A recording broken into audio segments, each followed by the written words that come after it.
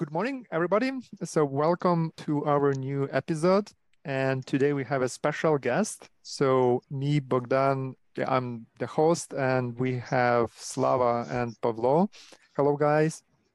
Hello. Hello.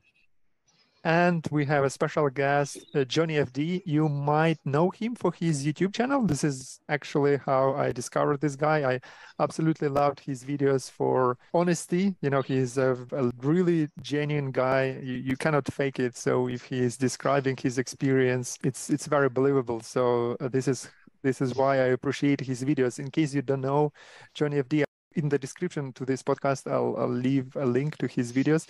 I highly recommend to check it out. A great guy. Good morning, Johnny. Dobry Ranako, or as Boris Johnson says, Dobry den, everybody. Dobry den. Dobry ranek. So, how are you doing? All things considered, I'm doing pretty good. I'm pretty, lucky, pretty fortunate guy.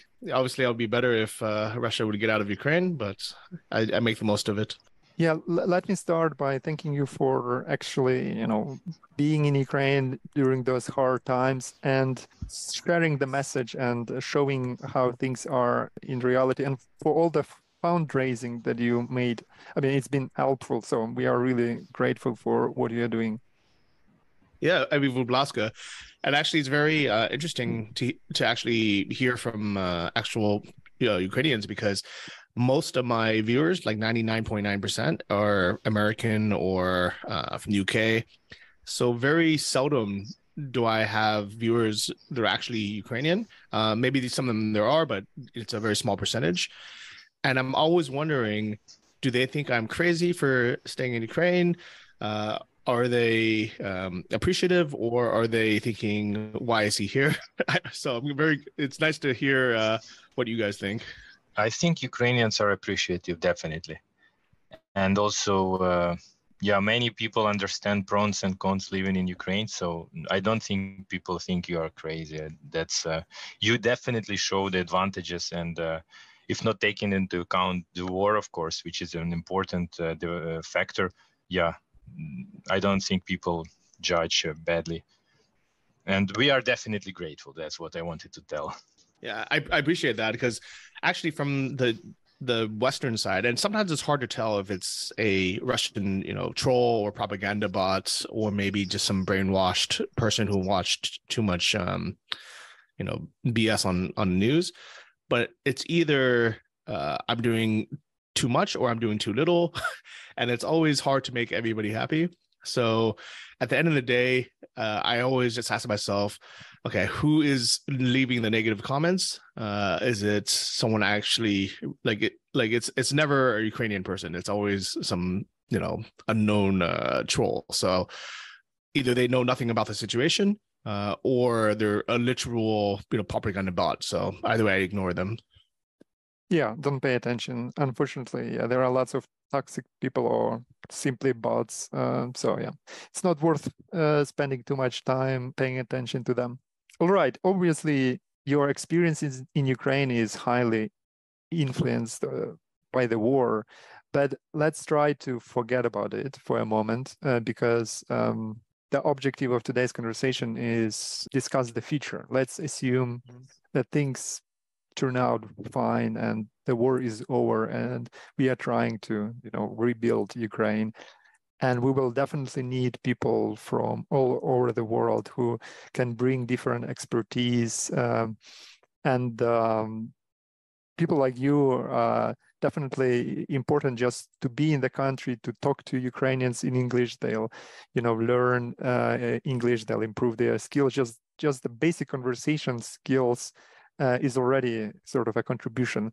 But in addition, you will share a different perspective. So for me, I believe in an inclusive society. I really, believe that the only way for a country to move forward is to have diverse and inclusive society with people from different backgrounds, different countries, because that's the only way you sort of can make money in this society. You should be open to the world.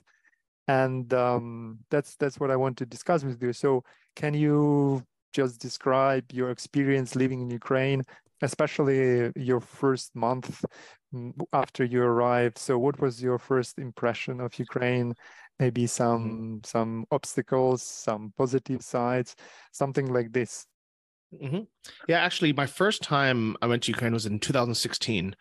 So it was very different then. And what I liked about Ukraine, well, even then, was already I started to see like very positive changes with infrastructure. So, for example, even in 2016, the internet was really good. The Wi-Fi was really good, and I think back then was still 3 or 4G, but it was really fast compared to almost every other country that I went to, especially compared to the US or Australia or the UK. A lot of these more expensive, what we call first world countries. And throughout the years, every year that I went back, it would get faster and faster and better and better. I mean, in fact, just 6 months ago, I was in London, and I was shocked that how terrible the internet was, both Wi-Fi but also 4G, and you can't even connect to anything when you're waiting for the metro, and definitely when the metro is moving, or the subway they call it, there's no connection. While in Kyiv and even in Kharkiv, I always had amazing fast 4G in every metro station, no matter how deep it was. It can be 90 meters deep, and I still had amazing connections.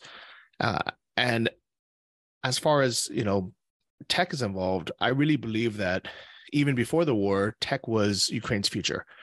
There's only so much money you can make in agriculture and other exports, but Ukrainians in general, I don't know if it's from your education or your drive to be able to make more money, but Ukrainians are extremely talented with all things IT. And I remember talking to my friends even 4 or 5 years ago when they started to hire developers from different countries. They said that one Ukrainian would do the work of 4 Indian people, and back then it was the same price. The salaries have gone up significantly since then, but I really believe it was because of, I don't know, the government or private enterprise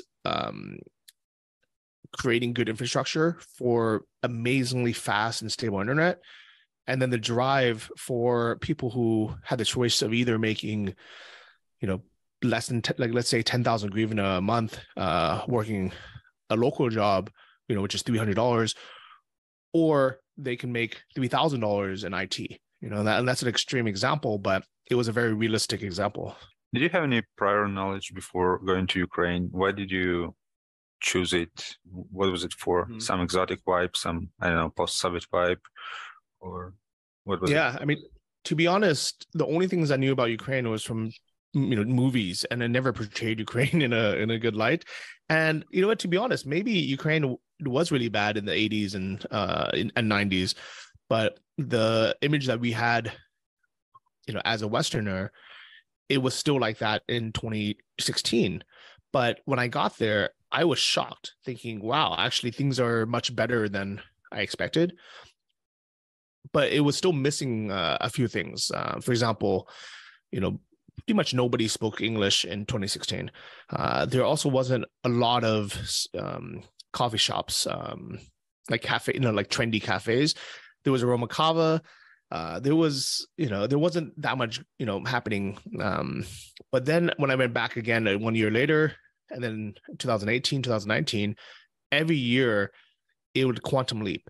It would be like 5 or 10 years of advancements every year, both culturally, levels of English spoken, the quality of service, and technology. It actually really reminded me of living in San Francisco in the 2000s during our tech boom, where we were the first ones to get, Uber, food delivery apps, all these, kind of new technologies.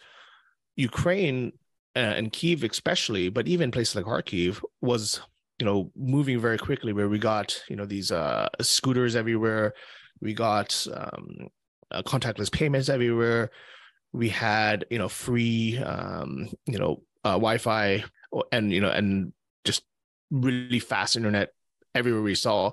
It just, Idea was introduced, which is, for those who don't know, it's basically an e-passport and a digital way to have all your documents on your phone.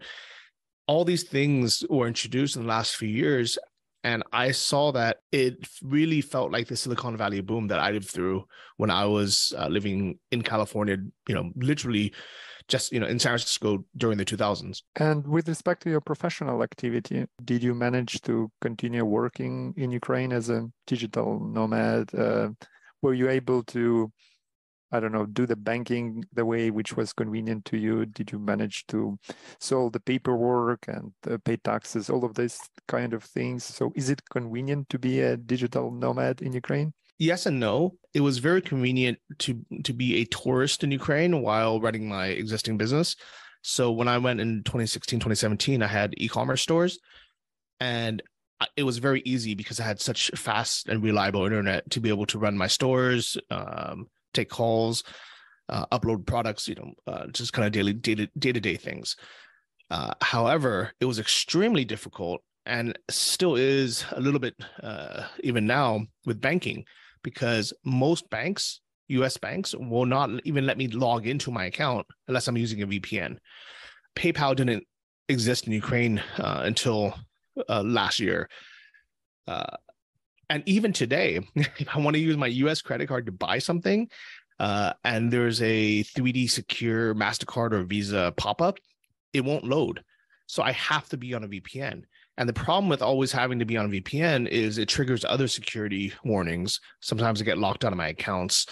And actually, in fact, I've been locked out of my one of my bank accounts for my company, and I haven't been able to pay taxes for that, and I have all these late fees because I couldn't log in, and I need to now call them during U.S. business hours, which is complicated, especially with the time zone difference. So, now I'm just accruing fees for being late on paying that. So it's very complicated in some ways, and especially complicated and not worth it for an American to actually start a company in Ukraine. If you're from somewhere in the EU where there's no double taxation and you can base your company in Ukraine and pay the entrepreneur taxes, which is very low, I think 5%, then it can be worth it. But Americans, we always need to pay tax in the US, regardless of where we are. So actually for us, it makes more sense to just be there as a tourist. So it sounds like rather external factors which limit digital nomads coming to Ukraine, right?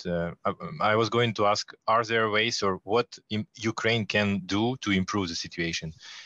Is it better diplomacy to negotiate those with, for example, US to get this double taxation issue solved? Unfortunately, America just they don't allow it anywhere in the world. It's just a hard rule, so it's not up to individual countries, and it's not technically double taxation. It's the fact that I have to file both in the U.S. and then if I want, I can file in a second country. It just makes it very complicated with no benefit to me as an American. As far as being a digital nomad, I actually remember, I think it was 2019, we had a digital nomad meetup actually in Kyiv, and we would co-work in different coffee shops a few times a week. And it was led by a Ukrainian American who was born in Ukraine, moved to US, but decided to come back to visit for the summer. And those co-working meetups started getting pretty big. They started getting 15 or even 20 people sometimes. And I thought, wow, I can see the future for digital nomads coming to Ukraine, especially during the summers. Great coffee shop culture, super fast internet, low cost of living. But when they asked me, do I want to host the next Nomad Summit conference, which is a conference for digital nomads in Ukraine, I said, yes, but it's not ready yet. The ease of getting around, especially only speaking English, the ease of finding short-term, like not short-term as in daily, but monthly accommodation besides Airbnb was very lacking. And I had decided I would do it, in the next few years, but for that year, I was going to first have it in Tbilisi, Georgia, which was ready for nomads to come. Lots of accommodation, lower cost of living, more English spoken, kind of things like that. So Kyiv was getting there. It just wasn't quite ready yet to be a digital nomad spot, unless somebody was just very adventurous. Speaking of accommodation, that was my next question. Was it difficult for you to find a place or to buy a place? Are you a house owner, by the way? I guess so. And how was it with finding a place to rent? So it was always such a pain in the butt to find decent monthly accommodation that I ended up buying a place just because I was so annoyed at renting apartments for 1 or 2 months at a time. The only real options if you want to rent for less than 6 months at a time is through Airbnb. And on Airbnb, it was always either what I would call babushka flat, some old Soviet ugly place that with a bad design. Always had some old, CRT TV, smelled like, grandma. And you can get that for, an okay price, but it was still never that cheap. It was still maybe, $700 a month. And knowing that apartment would only cost $200 a month if you rented it for the whole year, it just felt like a ripoff.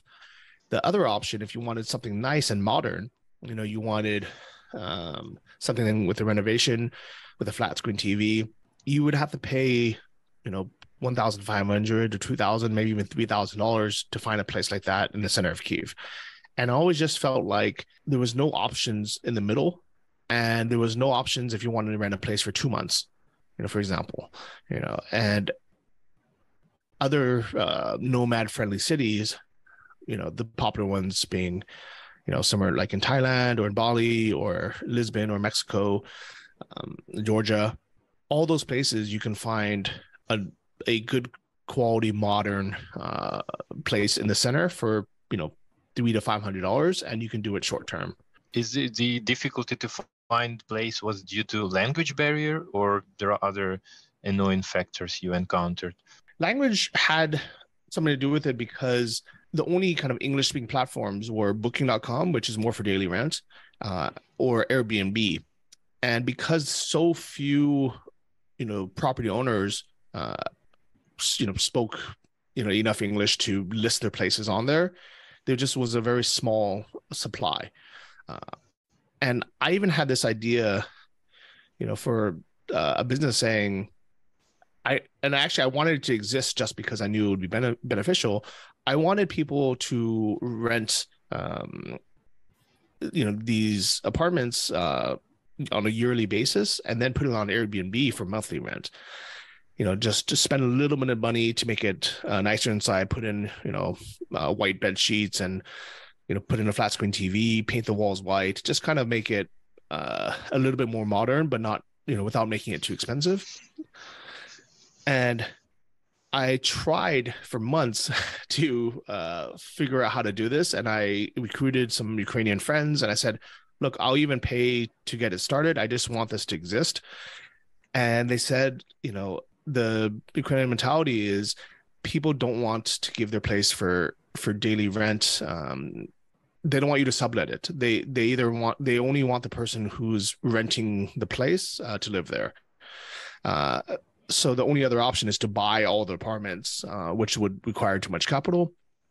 But there was just never really this mindset or this option to have month-to-month rentals that look modern and at least IKEA standard. And since you bought an apartment, is it officially you stopped as a digital nomad, or you consider still yourself as a digital nomad? Because in one of your videos you were discussing that indeed once you have a permanent place of living, then you are not anymore a digital nomad, or it's not true? So my original plan was to live in that apartment part-time and then rent it out on Airbnb when I was gone.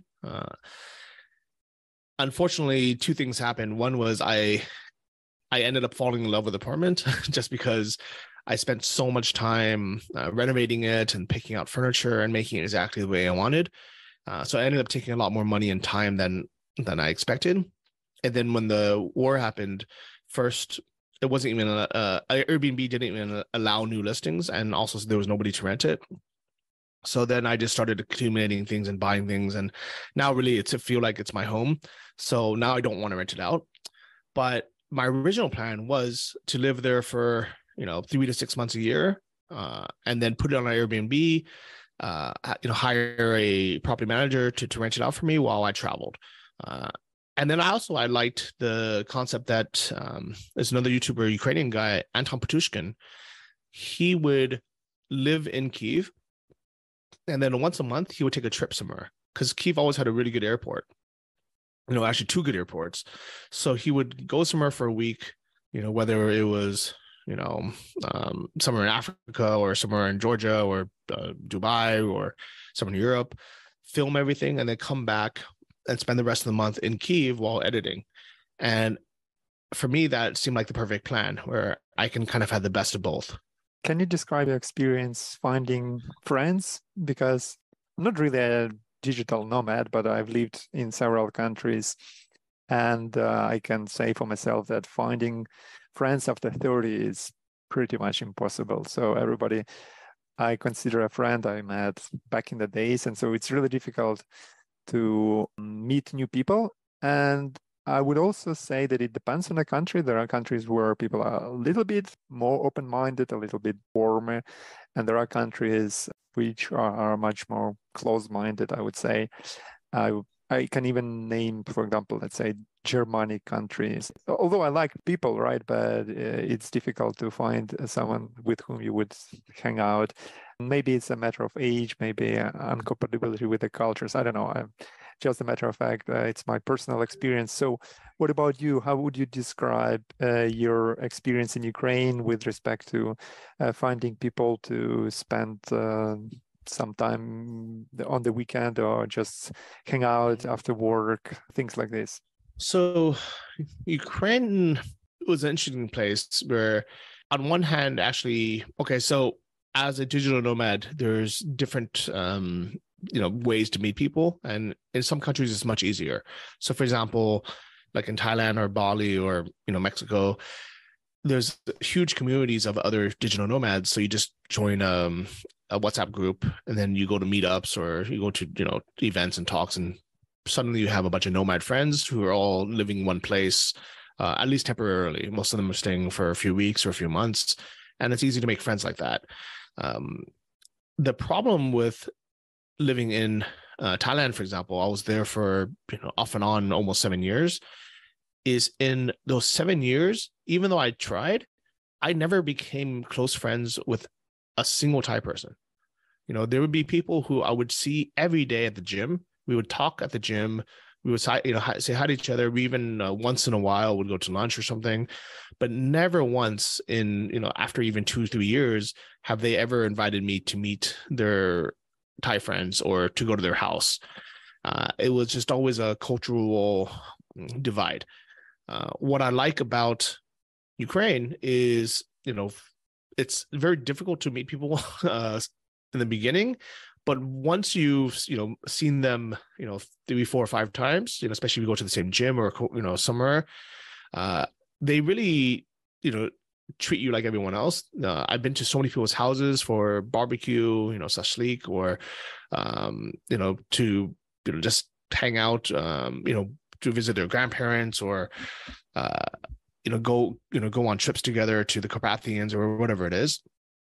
And it made me feel a lot more connected to the country and the people. And it made me feel like it's somewhere I can live for a long time and I can develop a life there. It wasn't as easy to meet people very quickly, especially because there's just not as many, foreigners there that are staying long term. But when I did meet them, they were normally people who were living a long time.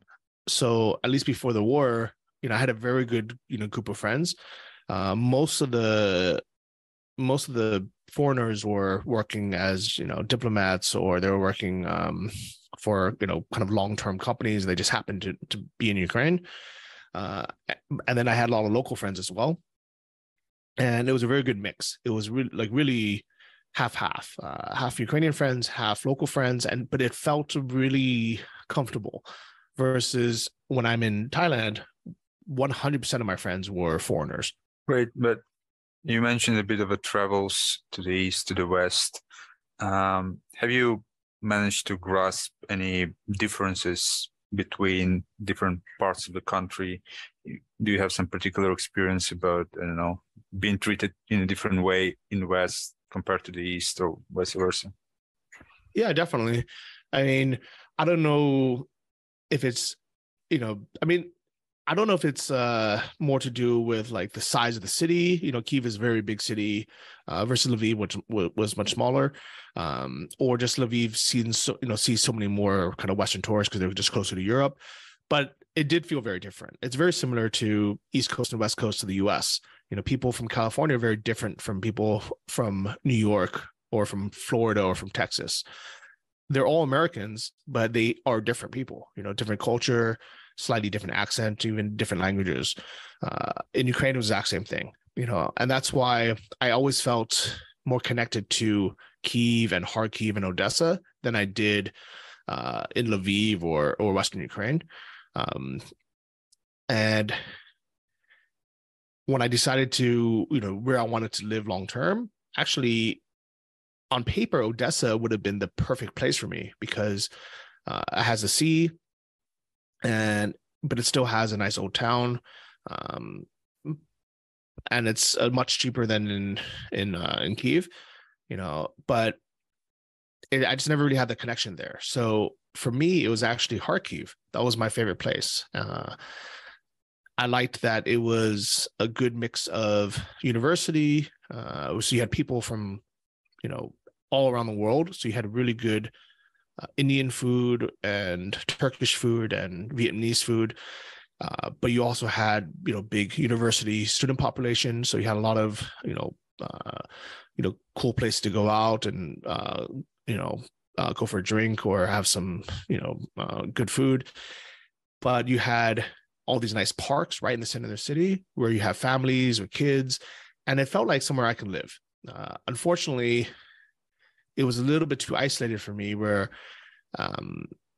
whenever, people would travel through, they would never really go to Kharkiv, they would go to Kyiv. And once my two good friends left Kharkiv, they moved, I realized I don't really have a connection there. So I moved to Kyiv just because there was more people, and I really liked the culture. It felt like a big metropolitan city with a good mix of everybody, good culture. But it wasn't too big, if that makes sense. You mentioned friends. I just want to ask a brief question. Do you still keep friendship with Benjamin, with Bald and Bankrupt, just out of curiosity? Yes, I mean, we're still friends, but we've always been very different people. But especially since the war started, it's been difficult for our friendship as well. He actually has tried to come to Ukraine, I think even more than once, and he was just rejected at the border. They just said, okay, he has Russian stamps, like don't let him in. So it's put a damper on our friendship. But it is what it is. It's not his fault that Russia decided to invade. What about the food? How do you find the local food? I love it. I mean, I've always liked things like meat and potatoes, and salads and soup, and that's basically what Ukrainian food is. I love pork, especially. I love like roasted pork. I love it just fits me very well. The only thing that I really miss is spice. I like Mexican food that's very spicy. I like Asian food that has a lot of different flavors.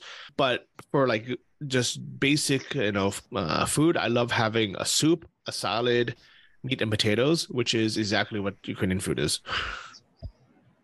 Yeah, well, yesterday there was this funny note from Politico site. Magazine. There was like some report on Ukrainian soldiers training, I think in Oklahoma, to work with the Patriot systems.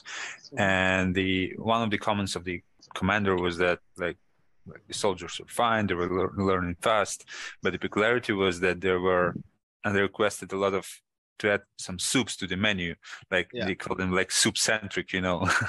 Yeah. I saw that as well. Like a bit of a soup centric. Yeah. So actually, one funny thing that's always very hard to explain is the reason why I felt so comfortable in Ukraine is because it's exactly between East and West in terms of first geography, but also culture. So, you know, let's say America or Europe is the West, and then Asia is the East. Ukraine really has both. First off, you know, when you go to someone's house, the first thing you do is take off your shoes, all right? And in American culture, you don't. And it always drove me crazy when people would come in with dirty shoes. I find it so disgusting, especially when they sit on a bed or something. But in Ukraine, this is the first thing you get. You get a topachki, you get like a slipper. And I've always worn slippers my whole life because I'm Asian. And when I went to Ukraine, I felt, wow, like this is exactly like being in Taiwan again or in Korea or something. And then people have this like family units where maybe they live with their grandma, you know, their babusha or their grandfathers on one roof, or at least you have this very cozy relationship where you visit them all the time. In the West, we don't really have that. Like, you know, a lot of people, they see their grandparents, you know, once or twice a year during Christmas and holidays, and that's it. Food wise, in Asian culture, we always have soup every night, every day. Like if you don't have soup, it's like your meal is not complete. And in Ukraine, you know, like it's one of the only places I know where you have soup almost every meal, or at least you have the option to. So I just always felt really comfortable. I mean, even some of the foods, like, you know, vareniki, if you ever had a Chinese dumpling, they're very similar. So it's like there's so many things about the cultures that it's hard to explain how similar it is to the way I grew up, which was exactly, you know, Asian American, half West, half East. Yeah, indeed, geographically, Ukraine is indeed between Europe and Asia, and we always were named the gate of Europe. So that's true that we have all different cultures in Ukraine. Did you experience any racism or prejudice towards you while being in Ukraine? The only times I ever experienced that, I wouldn't call it racism. I would call it more like being stereotyped. Was, for example, if I wanted to go to like some cool bar or something, and if I walked up and I started speaking in Russian, sometimes there's been more than one time they say no, like we're full, or like you cannot come in. And then, you know, my Russian was never good enough to argue. I was only able to say like, you know, dobry večer, like something, you know. And then I would switch to English, and I said, like, you know, what's the matter? I just want to come in for one drink. And then they'll say, oh, you're American, come in. And I think it was more like they probably thought I was like a migrant worker from Kazakhstan or Uzbekistan or something that wasn't going to spend any money at this fancy bar. But as soon as I spoke English, it was like there was never a problem. Interesting. Do you actually learn Ukrainian? Solovuni mova tak. Yeah, it's difficult. I would say this. When I was living in Kharkiv and in Kyiv, I was learning Russian just because that's what was spoken daily. And also I knew that when I would travel, there's just way more people in the world who spoke and more countries that spoke Russian. And before the war, there was never a problem. It was never like, oh, why are you speaking Russian? It was always like, oh, like it's you know, it's cool that you are learning you know, our language, or you're learning to speak. And people were impressed, even if I can speak really terrible. When the war started, I reluctantly decided, okay, let me throw away the last 2 years of everything I learned and let me start to learn Ukrainian. But I realized that Ukrainians are learning English much faster than I'm learning Ukrainian, so I will never catch up. I've been practicing and learning, but my level is so terrible, and honestly, it's much more difficult to learn Ukrainian than it was for me to learn Russian. Mainly because Russian, I would hear it all the time in movies and in music and kind of just random places. Ukrainian for me was really a completely different language that I've never heard before. It would be the same as if I wanted to learn Japanese or something. Yeah, it makes sense. I guess solution for that is really to improve the level of English in Ukraine, and then you would be much more comfortable, and people like you would be much more comfortable just going around and doing their daily business if everybody spoke better English. So I think, to be honest, we are all speakers of Ukrainian and we love our language, but I personally understand that it's not a fair fight. Ukrainian will never win a language war against Russian simply because there are sheer number of Russian speakers over there. But when it comes to the Ukrainian situation in Ukraine, the only way to sort of reduce the weight of Russian is to improve English. So once English takes a place of language of education, language of high culture, language of, let's say, conversation with the foreigners instead of Russian, then Russian will lose its only sort of domain where it's still useful, which is speaking to foreigners, especially to the foreigners from the ex-Soviet bloc and stuff like this. People would speak normally in Russian to them, but if everybody switches to English, then sort of Russian will lose its last place, let's say. Yeah. So the soft power, we call it, Yeah. And I've noticed this too.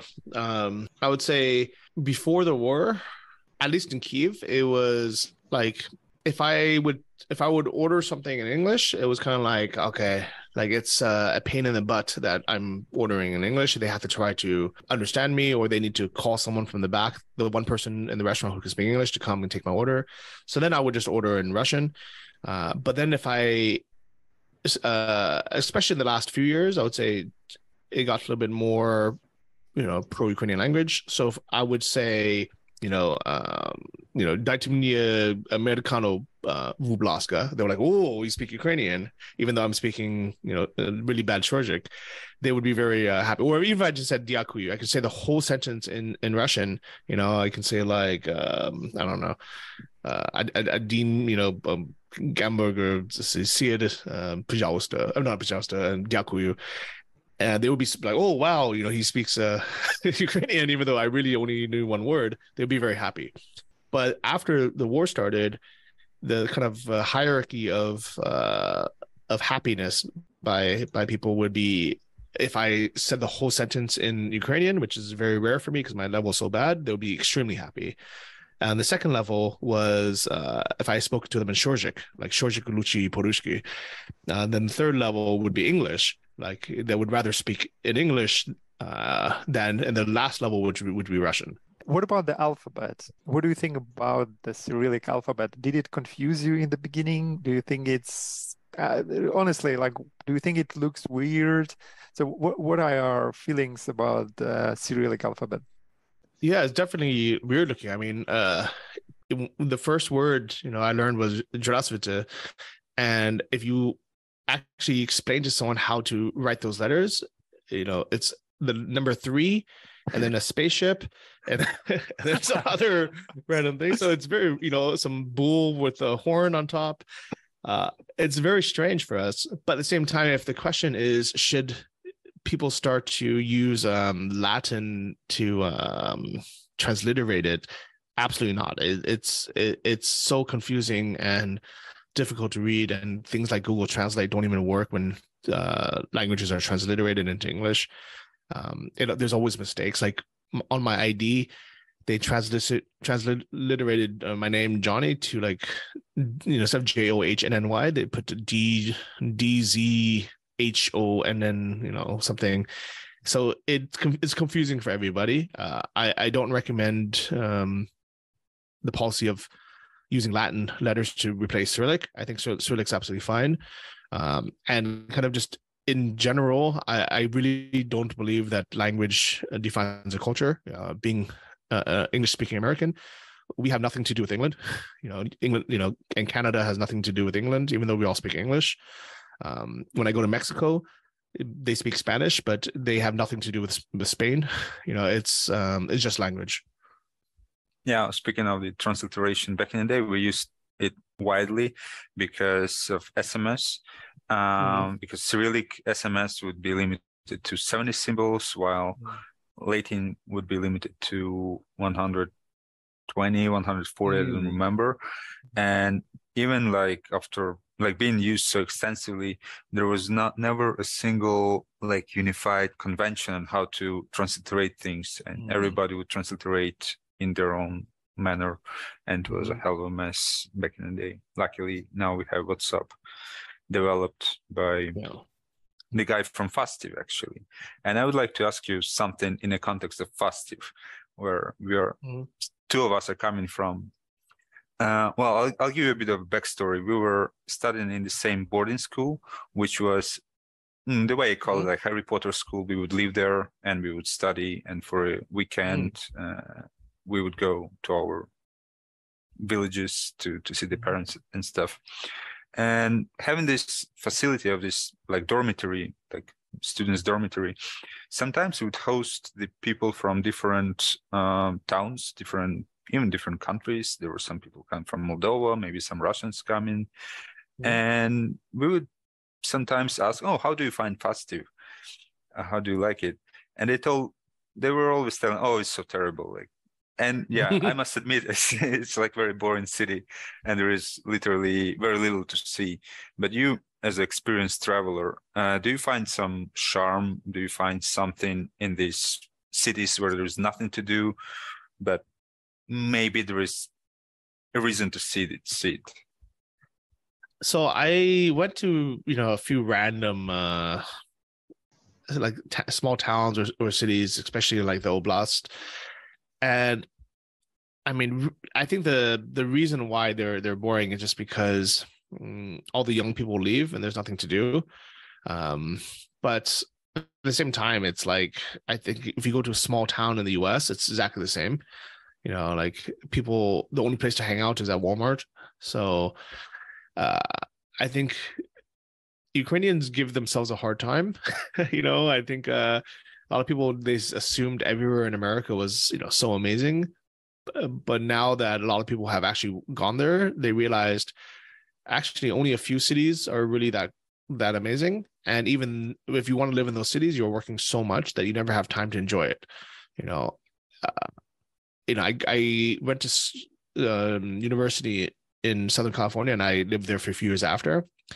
And even though we were so close to the beach and really nice beaches, the Santa Monica and Venice Beach and, places like that, everyone I know would only go to the beach maybe once a year or twice a year, just because first there was so much traffic to go there that to drive, 20 or 30 kilometers, it would take, 2 hours sometimes in traffic. And then to find parking either took another hour to find it, or you'd have to pay $25 or $30 to park there. So people would really only go literally twice in the whole year. And I realized some people in Ukraine go to the beach more than twice a year. They go to Turkey, or they go to Egypt, or they go down to Odesa. So if you live in 5% of the US, or in any kind of European country, you also probably live in some small town, and it's probably there's nothing to do. So I think people over glamorize things by watching too much TV and Hollywood movies. Yeah, at the end of the day, it's all like in the film in Bruges, the most boring place in the world. Yeah. Johnny, what about administrative services? Because in one of your videos where you were getting driving license, you shared some frustration. Do you think there is still an improvement in this in last years in Ukraine? Or it's still bureaucracy? The thing that's hurting Ukraine the most going forward is bureaucracy. I blame it on everything that's left over from the Soviet times. And I think this is a good opportunity to get rid of all of it and digitize everything. when I went through the process of getting my driver license, it was so complicated that after almost 2 weeks of going somewhere to a different office every single day, I like just to get this health form, to show that I'm healthy enough to drive, I had to go back to the hospital 4 days in a row. And like said, okay, today you're getting eye exam. Okay, tomorrow you're getting, you need to meet a surgeon, and then the next day you need to meet, somebody else. And every day I realized it was a joke. It was like what are they checking? But this is just left over from the old ways people do things. I really, really hope that all of this is streamlined, because it's unnecessary. But on the other hand, there's some things that are very, very easy. So I realized what I like about Ukraine, but also living in places like Thailand, is you can kind of just live in the gray zone legally. So, for example, I realized, you know what, I actually have, I don't even really need a Ukrainian driver license. I'll just drive on my US one, and I can still, do most of the things I need to do. And when I get a ticket, like a speeding ticket, it's so easy to pay it. I get a notification on either the Kyiv app or the Dia app. I don't remember which one, but I can pay through Apple Pay, and there's no BS. It takes 2 seconds. Everything's very easy. There's a picture of me speeding where I was. I thought, oh, okay, this is fair. I see it. It's easy to pay. I'll pay it. While in the US, actually, it's more complicated. We get a ticket in the mail 2 or 3 weeks afterwards, so we don't even remember if we really was there or not. Maybe I don't even remember if it was me driving or I had let someone borrow my car. Then to pay it, you need to, write like a check or something, or log in somewhere to pay it. Or you need to go to traffic school. You need to go to court for this. It's actually a lot more complicated. So I'm not saying that there's a perfect country, everything's easy, but there's definitely things that are left over from the old, whether it's the Soviet times or whatever it is, that need to be get rid of. Because the fact is, when things are complicated, it encourages people from either just not doing it at all and living in this gray zone, or having corruption, just to make things easier. And I think those are things that need to go away if Ukraine wants to join the EU and just have a more kind of Western, style of life. I could agree with your experience, but I'm hopeful. I actually have some great hopes for our Ministry of Digital Transformation, and the work they have been doing so far is not appreciated enough by the public because it's not visible. So far, what they've been doing was synchronizing all the databases, all the registers, and they've done this sort of back end. And there are some good indications. For example, there is this ranking of data maturity. It's a study done by the European Commission, and Ukraine seems to rank the second in Europe among the countries they study, which is quite a good indication. So what it means in practice that all this let's say back end of digital services, which people don't see, it's getting better and better, which will enable in the near future the front end to move forward. So I am, let's say, cautiously optimistic that we will see some improvement. We already have first, positive signals from DIA, and some digital services are already visible.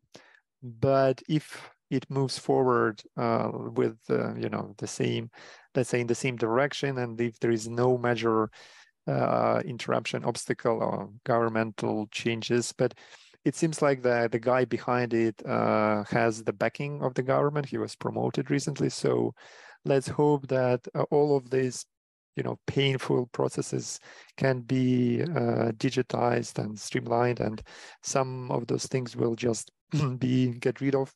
So let's hope for the future we're free of painful bureaucracy.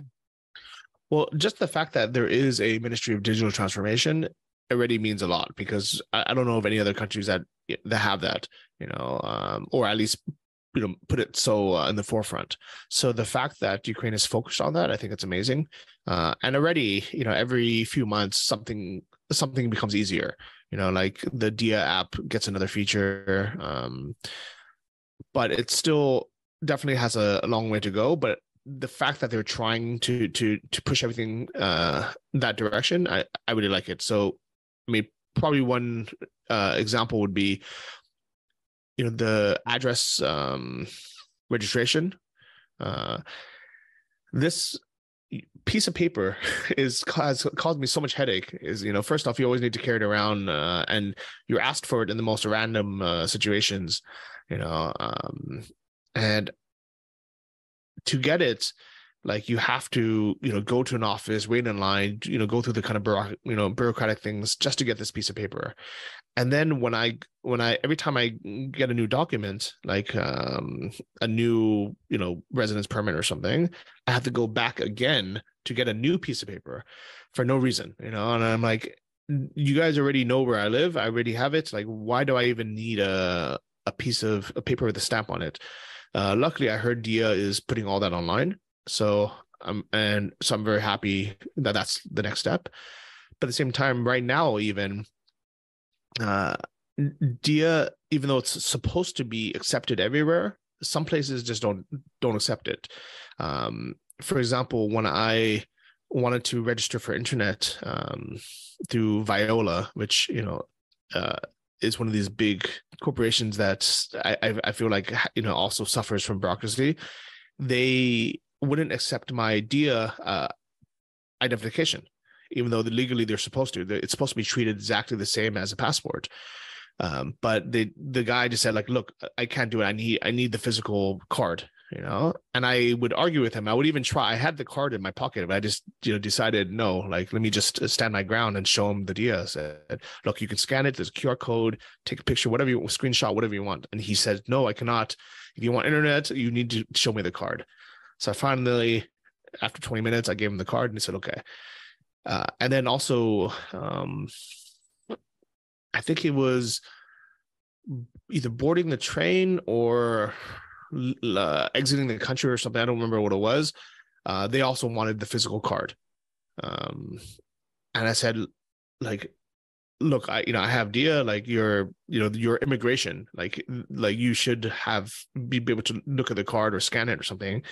And he says, no, because I need to get off the train and then go show it to somebody else or hand it to someone else, and I can't take your phone. He says, please just give me the card. And I realized, okay, so already in two situations, the official Dia ID doesn't work. I was going to ask for your potential advice to the potential travelers, I would say, to Ukraine. I would say there's no reason not to go to Lviv right now, especially if you are if you've never traveled anywhere in the world, maybe like that's not the first place to go. But if anyone's ever traveled to more than one or two countries, like, going to Lviv is relatively safe now. It's relatively straightforward and relatively easy. The border control, I wish that they would be faster.